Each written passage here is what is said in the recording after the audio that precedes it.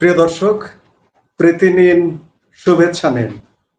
আজকে আমরা যৌথভাবে কথা বলবো। আজকে আমি কথা বলবো না, মূলত আমি কথা শুনবো আপনাদের সঙ্গে। এই মুহূর্তে আমাদের এই কথা বলবার জন্য উপস্থিত আছেন।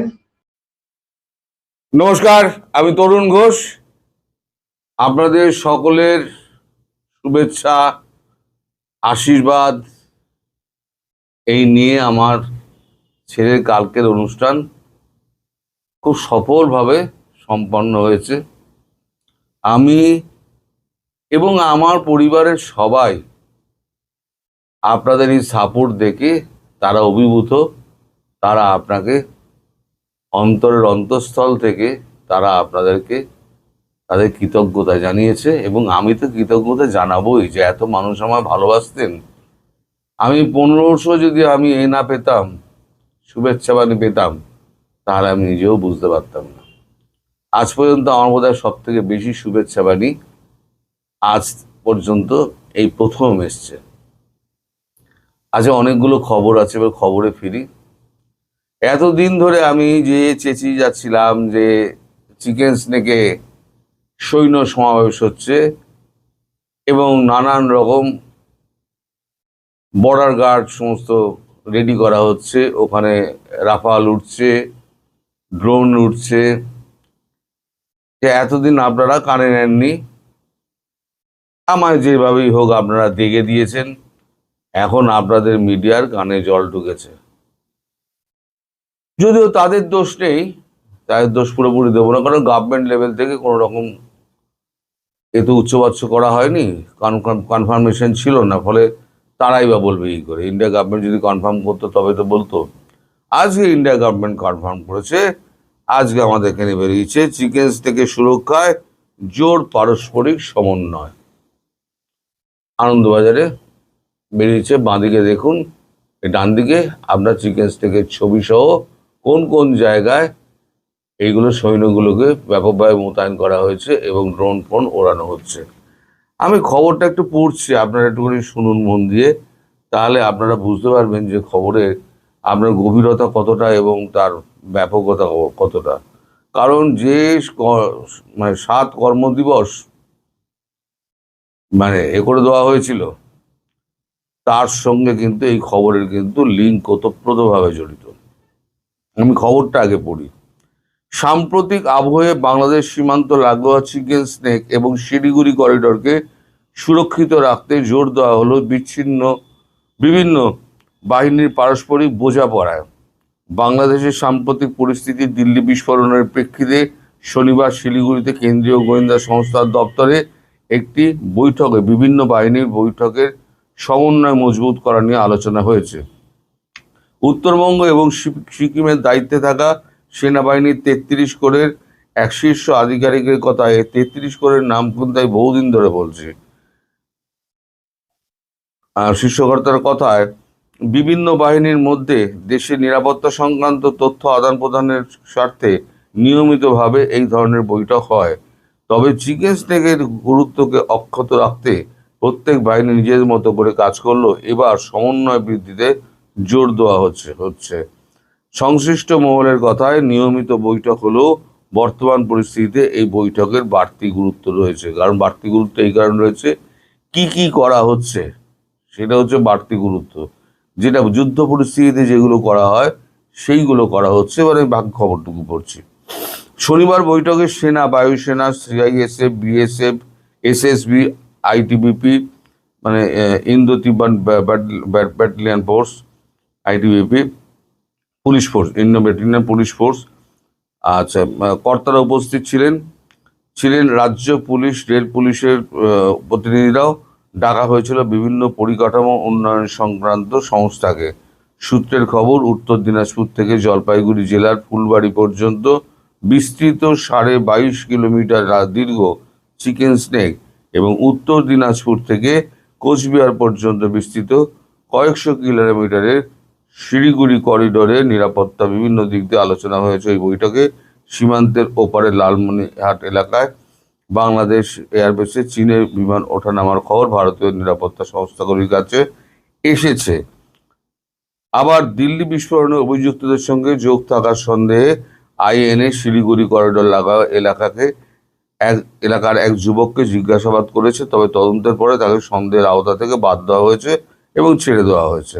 তবে এলাকাটি এখনো গোয়েন্দাদের নজরে রয়েছে।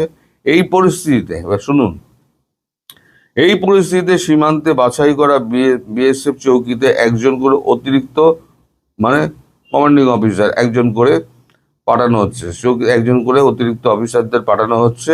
জলপাইগুড়ি, কোচবিহার, উত্তর দিনাজপুর সীমান্ত চৌকির সংখ্যা বাড়ানো হয়েছে। স্ট্র্যাটেজিক গুরুত্ব অনুযায়ী অস্থায়ী ক্যাম্প স্থাপন করে জওয়ানদের সংখ্যা বাড়িয়ে চৌকি এবং ক্যাম্পগুলির মধ্যে সমন্বয় রাখা হচ্ছে। চৌকি হচ্ছে আপনার, একটা হচ্ছে ক্যাম্প। ক্যাম্প হচ্ছে গিয়ে যত স্কুল বাড়ি আছে না, এখন তো আমাদের সব ছুটি পড়ে গেছে, সব পরীক্ষা হয়ে গেছে, সব ছুটি পড়ে গেছে। স্কুল বাড়িগুলোকে দখল করা হয়েছে, হসপিটালগুলোকে আন্ডারে নিয়ে নেওয়া হয়েছে, এবং আর চৌকি যেগুলো আছে, যেগুলো বর্ডার পোস্ট যেগুলো আছে, সেগুলোকে সমন্বয় রাখা হচ্ছে, তাদের সঙ্গে সমন্বয় করা হচ্ছে।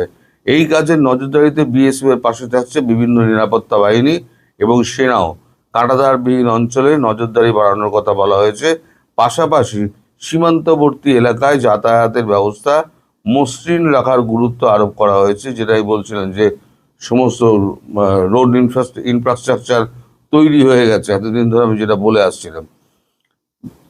জলপাইগুড়ি, কোচবিহার, দিনাজপুরের প্রতিটি সীমান্ত থেকে বাকি সীমান্তে যাওয়ার রাস্তার পরিকাঠামো একদম ঠিকঠাক করে দেওয়া হয়েছে। সেই সঙ্গে স্থানীয় সাংসদ, প্রতিনিধিদের সঙ্গে আলোচনা করে বিভিন্ন পরিস্থিতির মূল্যায়ন করা হচ্ছে।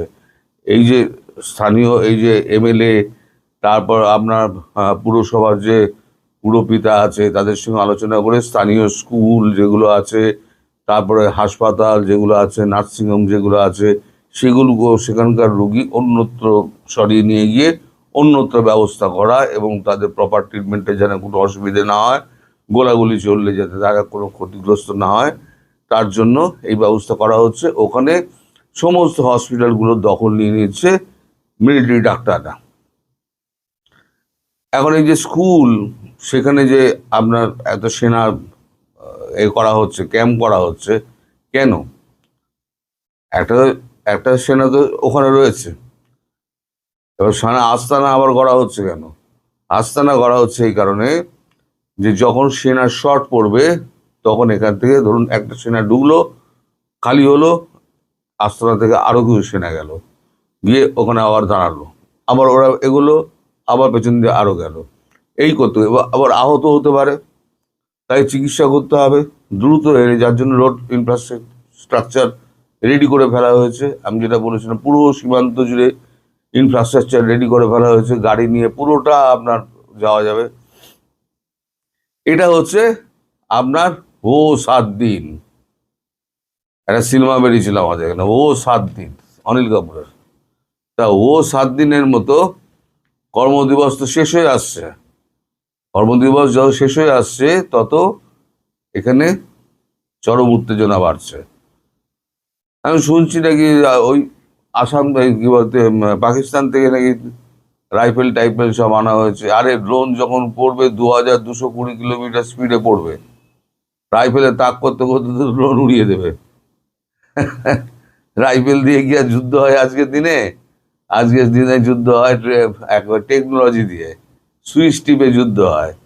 সেই যুদ্ধে ওই গোদা রাইফেল আর স্নাইপার আর অমুক কিছুই কাজ করবে না। স্নাইপারকেও মেরে দেবে আর রাইফেলধারীকেও মেরে দেবে। তো যাই হোক, আরো একটা গুরুত্বপূর্ণ ঘটনা ঘটেছে, যেটা হচ্ছে মঙ্গলবার ভোর রাতে উলফা এর মেজর জেনারেল অরুণ উদয় দাহেরা, একে আসামের জঙ্গল থেকে আমার সিকিউরিটি ফোর্স একে অ্যারেস্ট করেছে। এই উলফা এর একজন টপ লিডার ছিল, এবং তারপরে সে স্বীকার করেছে বাংলাদেশের সঙ্গে তার যোগ, বাংলাদেশ সীমান্ত কোথা থেকে তাদের অস্ত্র আসে সেই সমস্ত জায়গাও সে দেখিয়ে দিয়েছে। ফলে সেই জায়গাগুলোকে সিকিওর করা হয়েছে। কালকে আমি যে খবরটা করেছিলাম, এই জামায়াত সমস্ত, কাল না পরশু দিনকে জামায়াত বলেছে যে তারা কার্নেজ করে দেবে, গণহত্যা করবে যদি গণভোট হয়। আর তারপরে তারা এই খবরটা আমার বেরোনোর পর তারা গতকালকে 4টে কাগজের অফিসে গিয়েছে, ইত্তেফাক, সমকাল, যুগান্তর এবং ডেইলি স্টার। এই 4টে কাগজে গিয়ে তাদের সম্পাদকদের সঙ্গে মিট করে তাদের বোঝানো হয়েছে যে এই সমস্ত খবর ভুয়ো এবং ভিত্তিহীন, এগুলো সমস্ত বলা হয়েছে। তারপরে এবার সম্পাদকরা কি করবে সে সম্পাদকদের ব্যাপার। আচ্ছা, কমনওয়েলথের যিনি মাথা মানে লিড করছেন, তিনি গতকালকে ব্রিটেন, কানাডা, ইন্ডিয়া, তুর্কি, ইউরোপিয়ান ইউনিয়ন, সৌদি আরব, এদের সঙ্গে সবার সঙ্গে একটা 5 তারা হোটেলে একটা মিট করেছেন। মিট করে তাদের মধ্যে কথা হয়েছে। সেখানে উপস্থিত ছিলেন প্রণয় ভার্মা, আমাদের ভারতবর্ষের যিনি রাষ্ট্রদূত আছেন, প্রণয় ভার্মা উপস্থিত ছিলেন। সব থেকে উল্লেখযোগ্যভাবে ট্রেসি জেকবসন, তিনি অনুপস্থিত দেশে থাকলেও তার হয়ে কেউ একজন ওখানে উপস্থিত বৈঠকে হয়, কিন্তু তিনি উপস্থিত হননি। ফলে এখানে একটা প্রশ্নচিহ্ন দেখা যাচ্ছে যে আমেরিকা হয়তো কোনো গ্রিন সিগন্যাল দিচ্ছে। আর এটা আরো পাকা হচ্ছে আগামীকাল পরশু পল কাপুর আমাদের দেশে আসছেন। আগে ঠিক ছিল পল কাপুর বাংলাদেশ হয়ে, ভারত হয়ে পাকিস্তান যাবেন। এখন শোনা যাচ্ছে আগে ভারতে আসবেন, তারপর বাংলাদেশ হয়ে, তারপর তিনি পাকিস্তান যাবেন, হয়ে তিনি বেরিয়ে যাবেন। ফলে তিনিও সামগ্রিক পরিস্থিতি একটু বোঝার চেষ্টা করবেন এবং কমনওয়েলথের রয়েছে শীর্ষকর্তা রয়েছে, তার সঙ্গেও তার একটা আলোচনা হবে। আজকে আমাদের ভুটানের প্রধানমন্ত্রী আজকে ফিরে যাচ্ছেন। আর 2টো মৌ স্বাক্ষর করার জন্য ভুটানের প্রধানমন্ত্রী বাংলাদেশ সফরে আসবেন, এটা তো মানা খুব মুশকিল দাদা। ভুটানের যে কোনো মন্ত্রী বা যে কোনো সচিব এসে ওই 2টো মৌ স্বাক্ষর করে দিয়ে চলে যেত। আসলে মৌ স্বাক্ষর যেটা হচ্ছে সেটা হচ্ছে সামনের দিকে একটা ফেস অফ দ্য ফ্যান। এখন পেছনে যে গল্পটা হচ্ছে সেটা হচ্ছে ভারতবর্ষের সতর্ক বাহিনী, কারণ সতর্ক বাণী, যেহেতু 7 কর্মদিবস শেষ হচ্ছে, এদিকে সেনাবাহিনী তোড়জোড় করছে, স্কুল ফাঁকা হচ্ছে, হসপিটাল ফাঁকা হচ্ছে, ক্যাম্প বাড়ানো হচ্ছে, প্রত্যেকটা ক্যাম্পে একটা করে মানে কমান্ডিং অফিসার, যাদের নেতৃত্বে আর কি থাকে, আর কমান্ডিং অফিসার যা বলবে কমান্ড তাই শুনবে। একদম কমান্ডিং অফিসারের নেতৃত্বেই কিন্তু সমস্ত কিছু হয়। এটা আপনাদের দেশের সেনাবাহিনীও এটা জানে।